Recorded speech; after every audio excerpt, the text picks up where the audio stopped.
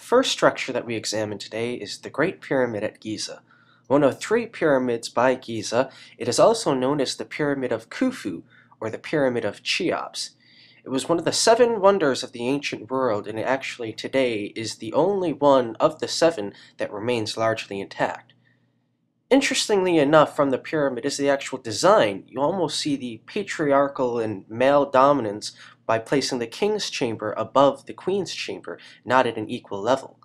But also interestingly enough from the pyramid design, constructed over 20 years ago, was that it contained both ascending and descending passages, the only pyramid to do so.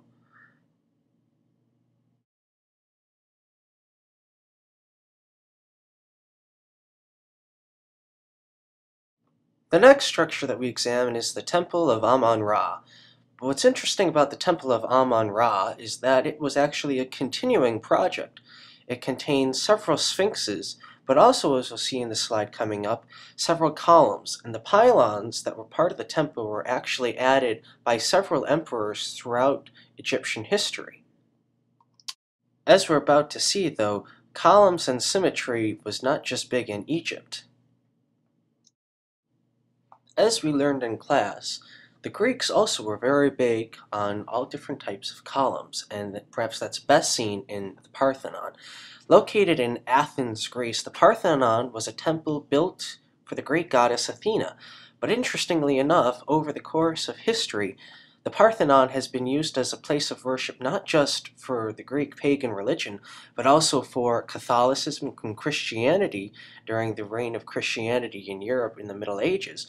And then also, after the Ottomans took over, it became a mosque.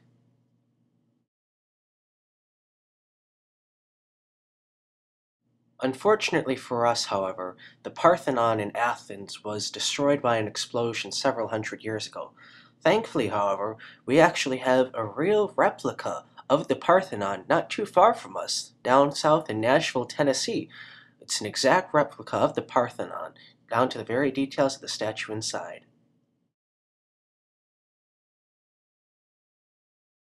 So while we can see the importance of religion to the Greeks and then also as well to the Egyptians earlier, they also placed a big emphasis on sports.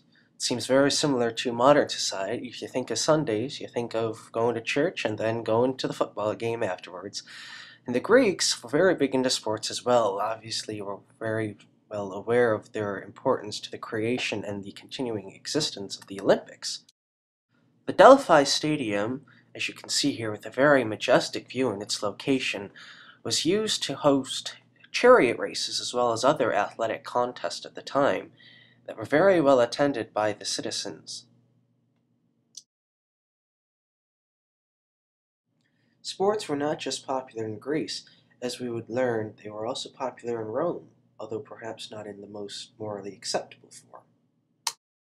The Roman Colosseum was completed shortly after the death of Christ, is well known today by many people because of a movie. Russell Crowe's Gladiator was very popular and showed a lot of people what it was like for gladiators back in the day, having to fight matches that very often resulted in their own death or the death of their competitors. That's if they weren't having to face down ferocious lions. Not much remains of the Colosseum today. There's still some ruins that can be visited. The floor where the gladiators fought has actually collapsed. Now what people see is the under area where the gladiators were held before the matches.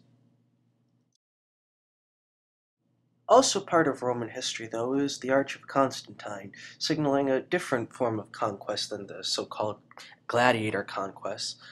The Arch of Constantine, perhaps eclipsed by its twin, the Arch de Triomphe located in France, is still very significant. It's one of the few remaining triumphant arches located in Rome. The Arch of Constantine, however, is very well known for its ornate depictions, a lot of them of victory figures in Constantine's success. You perhaps could say that the religion exemplified in the Arch of Constantine is more of a narcissistic approach, as Constantine sought to put himself on same levels as other past famous Roman emperors.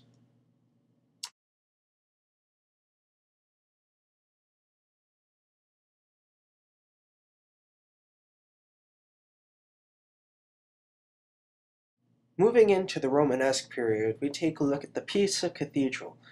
While the Tower of Pisa, located at the same site as the cathedral, may be the more famous of the pieces of architecture, with its thick walls and barrel vaults, the cathedral itself is an excellent example of Romanesque architecture style. The cathedral is an excellent example of the importance that was placed on religion in the medieval time period, in the time of the Romanesque architecture.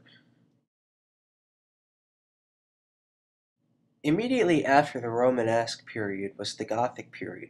The Gothic period also had a great emphasis on religious structures and churches, as seen here with Westminster Abbey in London, England.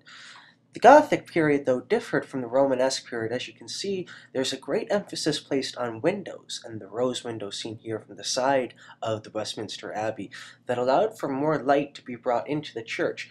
Also, flying buttresses being a classic example of varying structure for the churches. The increase in the windows and light essentially signaled the transition from the Dark Ages into a period of enlightenment.